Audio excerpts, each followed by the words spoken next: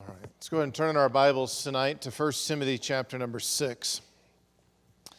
The book of 1 Timothy chapter number 6, I think you would probably agree with me that in our present culture, money has certainly become a god to many people. We are living for far too many people are defined by temporal values, things that are not going to have any lasting benefit. We are in many ways consumed, even as Christians, I think personally, in ways we don't even comprehend. We are so accustomed to a lifestyle that I don't know we truly can step back and objectively look to see how much we actually do pursue the wealth. I think it's easy for us in some passages to read through that and regard that as something for everyone else. When we went through the lesson on contentment, I think that's one that oftentimes probably hits us right between the eyeballs. This one, however, that we're going to look at tonight, those who will to be rich, it's easy for us to think about everyone else and never once consider ourselves in light of this. Well, we certainly, anytime the Word of God is open, I think we need to open our hearts to it and say, Lord, is this something that I'm guilty of? It's very easy for us to become trapped in or to become molded by culture in ways that I think we do not comprehend. One of those ways is the amount of time and energy that is given in the pursuit of that which is material. We oftentimes find ourselves comparing ourselves to others, and the results of that are oftentimes extremely damaging. And so as we go through this tonight, I want to challenge you to not think of this as something that for everyone else, but instead ask ourselves, Lord, is this me? Is this something that I have allowed to be characteristic of my own life? Let's pick up the reading in 1 Timothy chapter 6. We're just going to pick it up in verse number 6. I know what we've already covered, and the new material will be in verses 9 and 10. Verse number 6, the Bible says, "But godliness with contentment is great gain. For we brought nothing into this world, and it is certain that we can carry nothing out. Having food and raiment, let us be therewith content.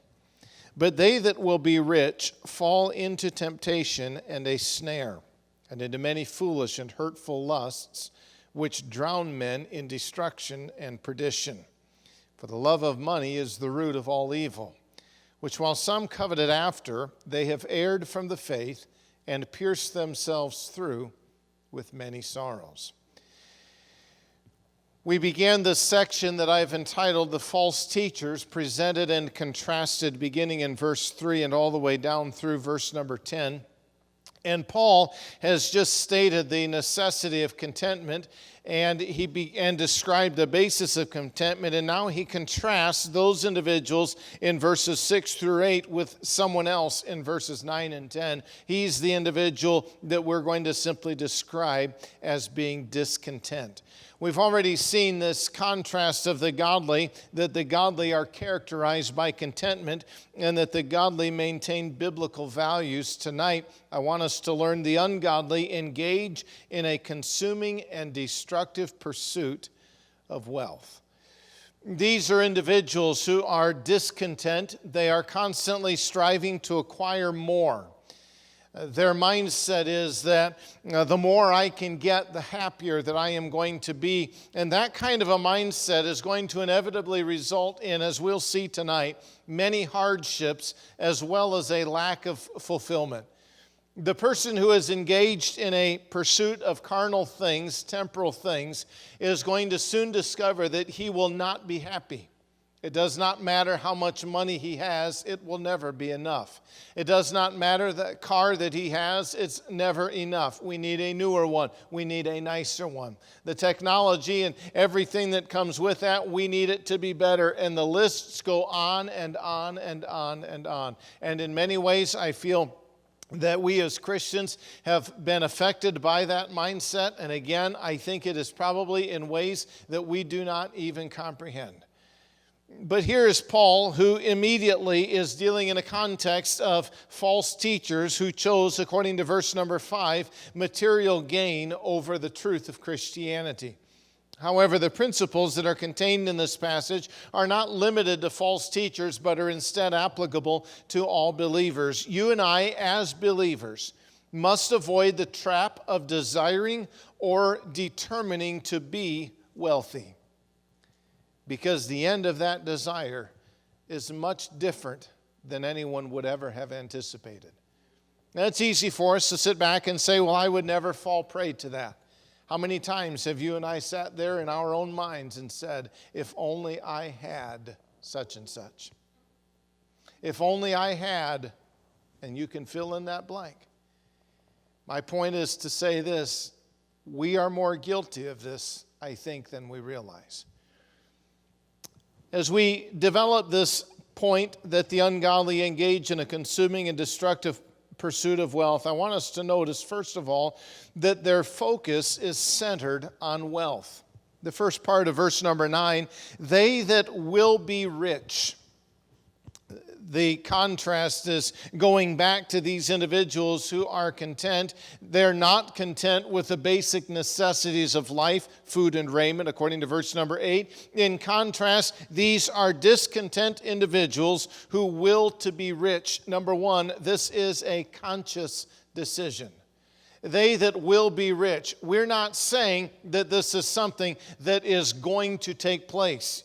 You will be going to work tomorrow. That's not how this word will is used. The word is instead used to describe an individual who is desiring to be rich, and he is planning on achieving that desire. He wills to be rich, and he is going to take then the necessary steps to achieve his goal. This is a conscious decision that a person makes. Number two, it is a continuous mindset. The word suggests a continuous nature. They are continuously willing to do these things. This is what they are continuously desiring to do. This is his mindset. In contrast, Colossians chapter 3 tells us that we're to be seek ye first the kingdom of, or Matthew 6 verse 33, seek ye first the kingdom of God. Colossians 3, if ye then be risen with Christ, seek those things which are above. Once again, continuous action in both of those cases. Here, Paul says these individuals are guilty of continuously willing to be rich. It's a continuous mindset for them. Number three, I believe we can conclude from that it is a consuming passion. What happens when you think about something continuously? Eventually, you become consumed with it. It becomes all you focus on. In fact, it'll become so strong that an individual will often not stop at anything to satisfy his desire. A person, interestingly enough, however, who is consumed with the desire to be rich will never be content, because he will always want to be richer and will never regard himself as being rich. I told you when we started this, none of us in here would think that we are rich. We probably are not by some definitions. However, if we were to take our standard of living and compare it with those of a third world country, you'd discover very quickly that we are extremely rich in their eyes.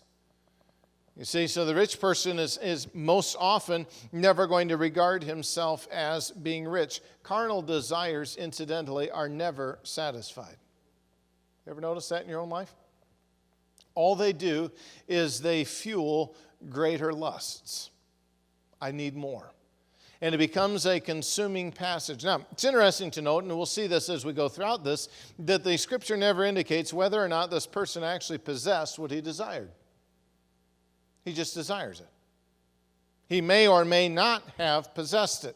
The problem, and again, I'll see this in a little bit, the problem is not the presence of money. The problem here is the will to obtain it. And it is a desire that has become consuming and a governing passion. He wills to be rich, and he is going to take steps to try to achieve that goal. So their focus is centered on wealth. Number two, their path is consumed with hardship.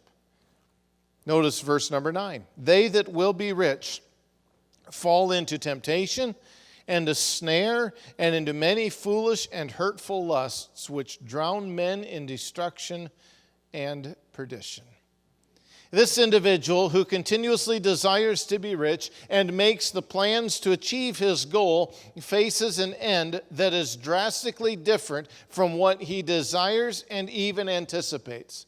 To him, he is going to get this money. To him, he is going to be happy. He is going to be content. This is what he is anticipating. Little does he know that he is going to instead get the almost exact opposite. They will fall into a temptation and a snare. And that word fall, once again, continuous action. They will be continuously falling into these things. Not one time that they just happen to fall. No, they are continuously falling. So what are they going to experience? Number one, they will continuously experience temptation.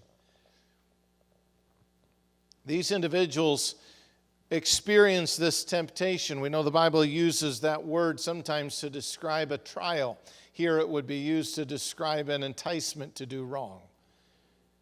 They have a consuming desire to scale the ladder of success, and they're going to face a lot of temptations to do wrong along the way.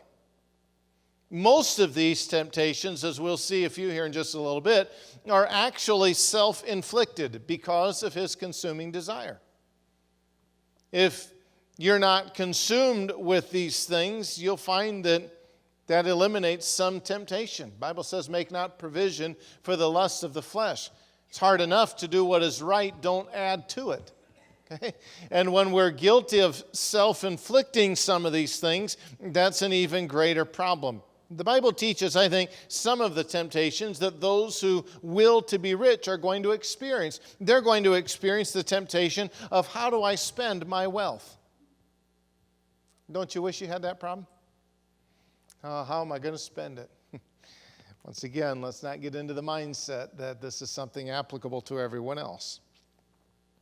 James chapter number 5 addresses this matter. The first 3 verses, James addresses individuals who were wealthy, but they hoarded their wealth. Go to now, ye rich men, James says, weep and howl for your miseries that shall come upon you. Your riches are corrupted, and your garments are moth-eaten. Your gold and silver is cankered, and the rust of them shall be a witness against you, and shall eat your flesh as it were fire. Ye have heaped treasure together for the last days. You know how they chose to spend their wealth? They didn't. They kept it all to themselves. And James says, you have all of these things that are now completely useless because you chose to hoard it. You could have given these things to others, and they could in turn have benefited by it. But instead, you chose to hoard it because you wanted these things, and the result of it is that now it is useless to others as well as to yourself. It could have been used to benefit many, but it was selfishly hoarded. I found a disturbing principle through my ministry, and it is this: those who generally have not to give are the ones who sacrificially give. And the ones who have are the ones who sit on it. It's a tragedy. The individuals who struggle are often the most generous people you'll find. They've got $20 and they're going to give you $20. Well, they only got 20. That's okay. And then you've got the other who has got 20,000 and you ask him for $20, it ain't happening.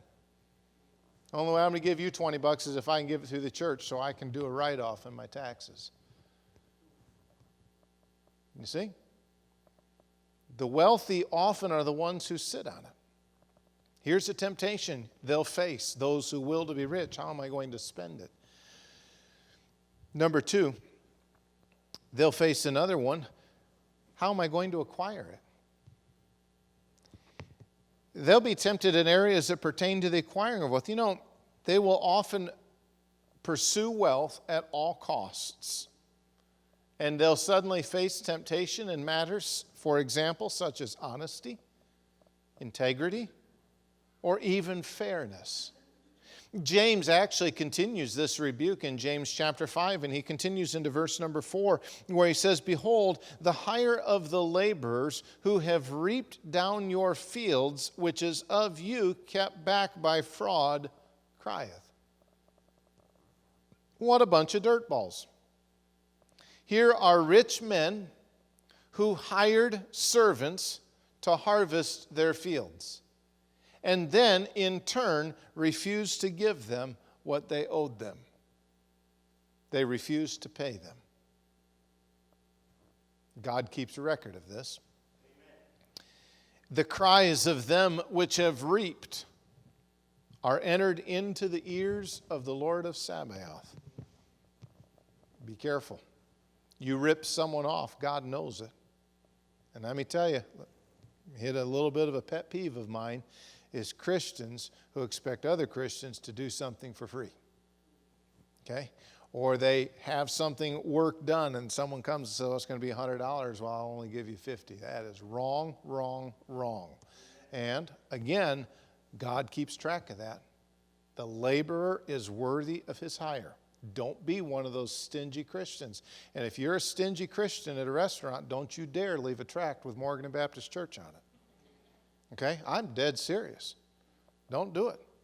If you want to be generous in your tip, then leave a tract with Morgan and Baptist Church. But if you're going to order a $30 meal and give them one, don't you leave a tract. Okay? I don't want my church associated with that. It's wrong. Okay? It's a mindset, though, that people have. And typically, it's those who could afford to give a very generous tip. Give $2 for a $50 meal. It's like, what are you doing? Okay? It's not right. Ye have lived in pleasure on the earth and been wanton. Ye have nourished your hearts as in a day of slaughter.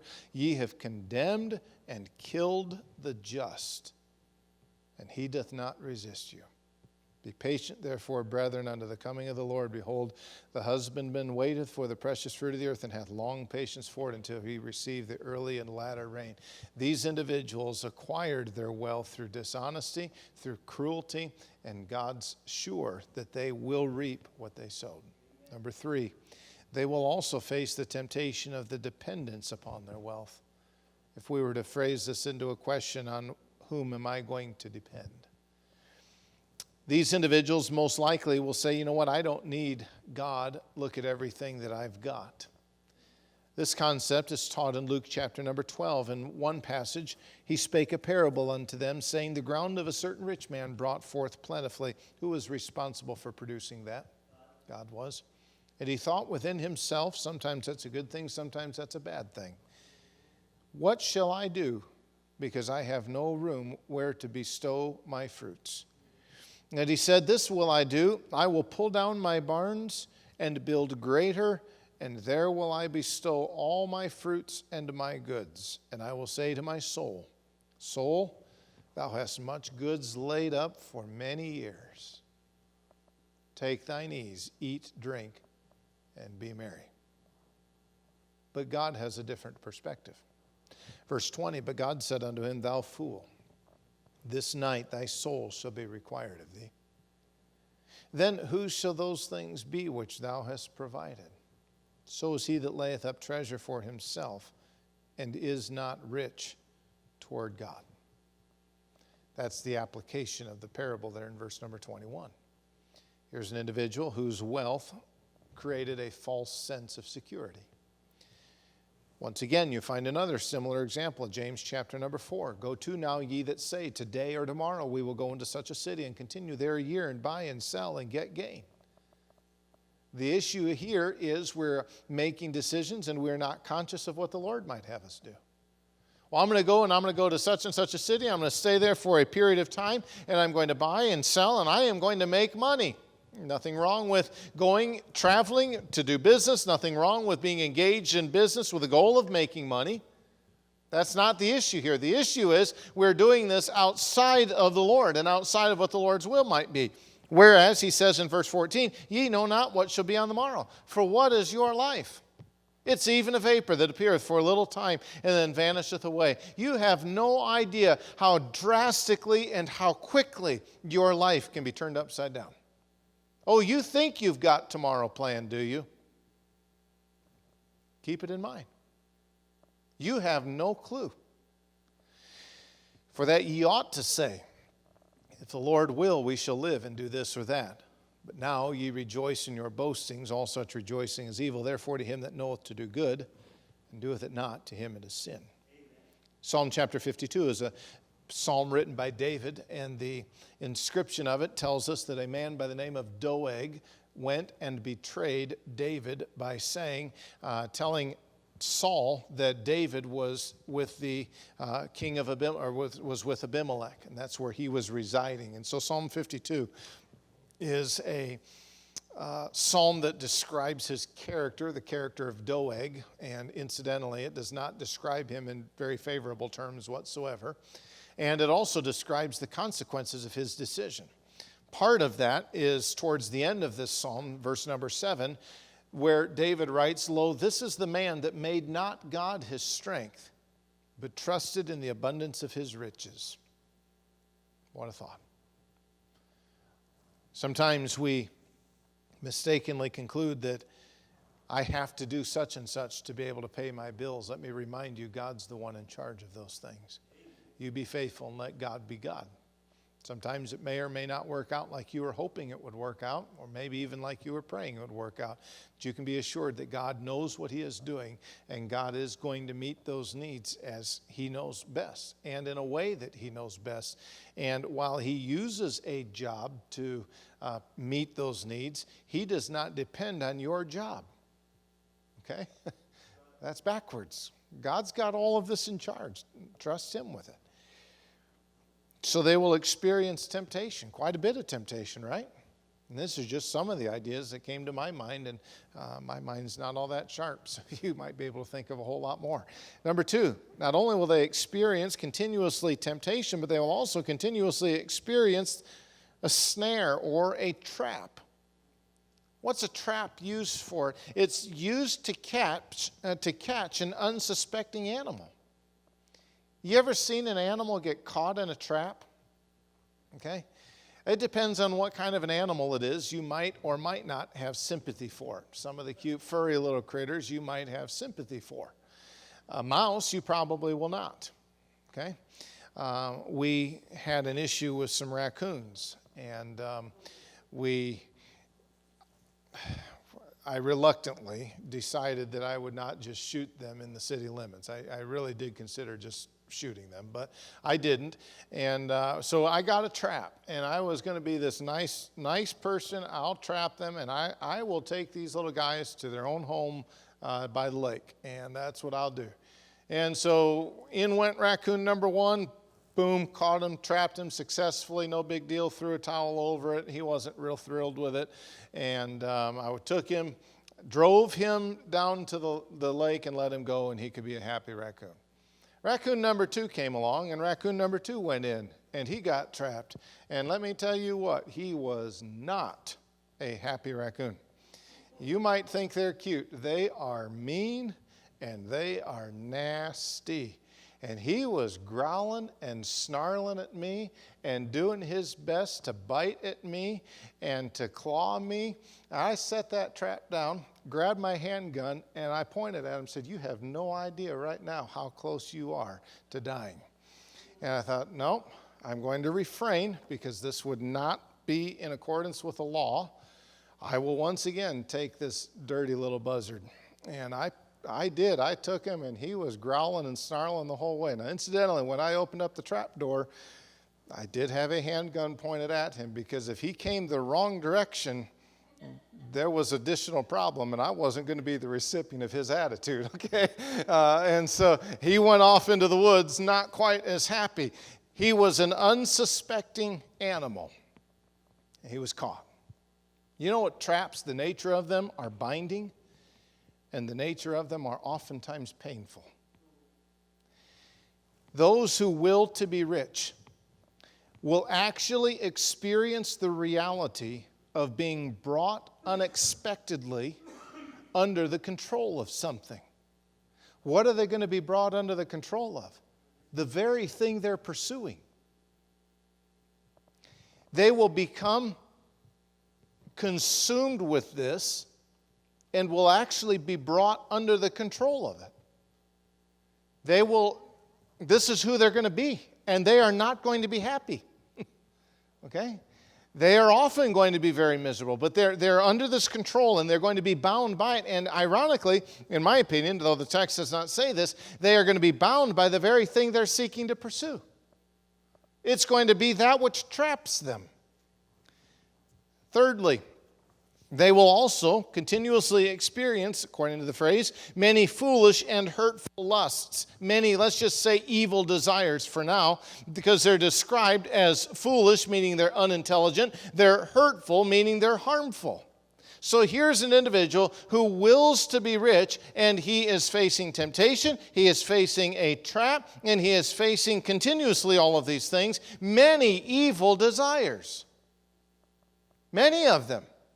Things that he should not want to have. That's what he is desiring. It doesn't make sense. It's unintelligent. And in some cases, it's harmful. Not only to him, but to those who perhaps have what he wants. Will just take their life. It's harmful. Have you ever read some of the crimes, the murders that take place, and think, for what? You shot someone for $20 and took their life? Okay? Most of us, if they shoot us to take our wallet, they might be lucky to get $20. It's like, you're going to be disappointed. Okay? It's not going to get you very far. But this is the reality of it. Finally, it also says they will continuously experience drowning and utter destruction. These foolish and hurtful lusts, these unintelligent and injurious desires for evil actually are what drown men in destruction and perdition. The word drown would suggest they are plunging them continuously into destruction, ruin. Perdition would describe total destruction, and I think the combination of it would suggest these individuals are unsaved. They've given themselves to the pursuit of money, and in doing so actually demonstrate they're unsaved, and the results of it are that they will experience eternal destruction. Verse number 10. Why is this true? Why is it that all of these things are going to happen? Why are they going to experience continuously temptation, a trap, many lusts? Why are they going to be drowning in destruction and perdition? Here's the reason. Verse 10, for the love of money is the root of all evil. Again, does not in any way attest to the possession of money. Money is a neutral object. Okay? It can be used for good or bad purposes, but it is a neutral object. Same thing with technology. The problem is not technology. The problem is whose hands it's in. Okay? Same thing with a lot of other things that our politicians are debating. Okay? These are neutral objects. And money is a neutral object. The problem is not money. The problem is the attitude towards monies. But because it's neutral, neither the possession of it nor even really the nature of it is inherently sinful. It does not do anything wrong. If it's sitting on your desk, it does not commit sin. Okay? Receiving a wad of it is not sinful. It might be a bunch of $1 bills. Okay? But you never know. And how it's used, the possession of it, that's not necessarily sinful. So the focus isn't on the possession, but it's on the attitude towards it. Here's a person who has a desire now to obtain money, and he has taken steps in order to achieve the acquiring of wealth, and incidentally, he may or may not be successful. And so that leads us then to number 3, their lifestyle is controlled by greed. For the love of money is the root of all evil. The root, something from which something else is going to grow. So here the Bible tells us that love for money is the beginning from which other evils grow. This desire and this consuming passion for money is such that it results in all types of evil. Now, we need to understand this, that the love of money is a root of all evil, not the one and only root of all evil. Okay? There are other roots. Hebrews chapter 12 and verse 15, for example, speaks of the root of bitterness. Okay? There's nothing in the Greeks that says this is the one and only root. It is a root. Okay? The love of money leads to all kinds of problems, all kinds of evil. So if I'm going to fix it, what do I fix? Do I fix the root of the problem, or do I fix the fruit that it bears? Go to the root of the problem. Because this is where the issue truly lies. All of these other things are merely symptoms of something that is reflected in the heart. And some of these individuals, the love of money is the root of all evil, which while some coveted after. They aspired after it. They sought rather to accomplish what they desired. They're going to take steps to achieve their goal. John MacArthur in his commentary makes this statement: those who compromise their principles for money betray a heart that loves it more than God, righteousness, and truth. It's very well stated. This is the problem. They're coveting after this. They're aspiring after it, and they are going to make steps to achieve it. All you have to do is get the right investor. And you got to do this, and you got to do this, and get your financial portfolio all in arrangement. Probably some of us in here are going, what in the world's a portfolio, okay? Great question, all right? But you got to have all these things. I'm not saying if you have that's wrong, and I'm not saying that you should not be good stewards of what you've been given. But if that's your whole goal, there's a problem with that.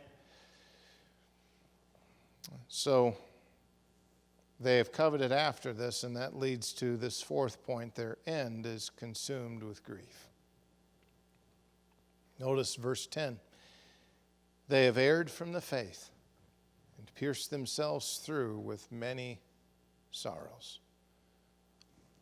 They were willing to abandon the eternal in hopes of acquiring the temporal. They've erred from the faith. They were led away from the content of Christianity, and there's something outside that did this to them.